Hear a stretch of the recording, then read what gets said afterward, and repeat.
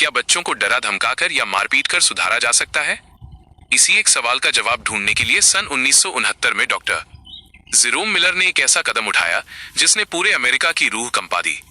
Massachusetts के बाल सुधार गृहों का डायरेक्टर बनते ही जब डॉक्टर मिलर पहली बार उस जेलनुमा इमारत के अंदर गए तो वहां सन्नाटा नहीं था, वहां गूंज रही थी चीखें। लोहे की भारी सलाखें, कड़कड़ाती ठंड और उन सलाखों के पीछे बंद नंगे पैर और मुंडे हुए सिर वाले छोटे छोटे बच्चे। जरा सी फुसफुसाहट हुई नहीं कि गार्ड्स की चमड़े की बेल्ट और भारी लाठियां उन बच्चों की खाल उधेड़ देती थीं। सुधारने के नाम पर वहां बच्चों के जिस्म को तोड़ा जा रहा था और उनके दिलों में नफरत का बारूद भरा जा रहा था। डॉक्टर मिलर ने उन बच्चों की आंखों में देखा और उन्हें समझ आ गया, इस मार पिटाई से कोई सुधर नहीं रहा, बल्कि अंदर ही अंदर एक खूंखार शैतान जन्म ले रहा है। उन्होंने गुस्से में आकर एक ऐसा फैसला लिया जो उस वक्त किसी ने सपने में भी नहीं सोचा था। उन्होंने कहा, सारे ताले तोड़ दो। रातों रात गार्ड से लाठियां छीन ली गईं, लोहे के दरवाजे कबाड़ में बेच दिए गए और उन खतरनाक समझे जाने वाले बच्चों को जेल से निकालकर खुली हवा में छोड़ दिया गया।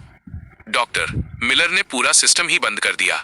उन्होंने बच्चों को ऐसी कम्युनिटीज में रखा जहां दीवारें नहीं थीं, बल्कि थेरेपिस्ट थे जो उनसे प्यार से बात करते थे। मिलर का मानना था कि आजादी और मोहब्बत से सबसे बड़े अपराधी को भी सुधारा जा सकता है।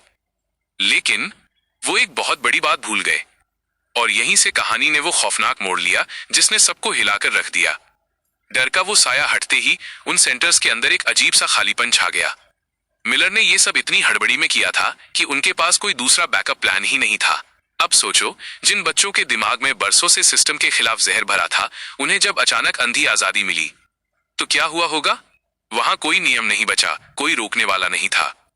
देखते ही देखते उन सेंटर्स के अंदर की दुनिया कुरुक्षेत्र बन गई। बच्चों ने अपनी छोटी छोटी गैंग्स बना ली। रातों के अंधेरे में छिपाई गई लोहे की रॉड और नुकीले पत्थरों से एक दूसरे पर जानलेवा हमले होने लगे। जो बच्चे सच में दिमागी तौर पर हिंसक थे, वो खुले सांड की तरह दूसरों को टॉर्चर करने लगे। चीखें अब भी गूंज रही थीं, लेकिन इस बार मारने वाले गार्ड्स नहीं, बल्कि खुद बच्चे थे। कई खूंखार बच्चे वहां से भाग निकले, जिससे आसपास के शहरों में लूटपाट और खौफ मच गया। पूरी मीडिया, पुलिस और जनता चिल्लाने लगी कि डॉक्टर मिलर एक पागल इंसान है जिसने समाज में दरिंदों को खुला छोड़ दिया है। हर तरफ हाहाकार मच गया, लेकिन मिलर अकेले अपनी बात पर अड़े रहे। तो अंत में इस अजीब प्रयोग से क्या जवाब मिला? जवाब ये मिला कि बच्चों को जानवरों की तरह पीटकर तुम उन्हें सुधार नहीं सकते, सिर्फ और क्रूर बना सकते हो। लेकिन इसका दूसरा सबसे डार्क सच ये भी था कि बिना किसी नियम, कायदे और नियंत्रण के दी गई अंधाधुंध आजादी भी सिर्फ और सिर्फ तबाही लाती है।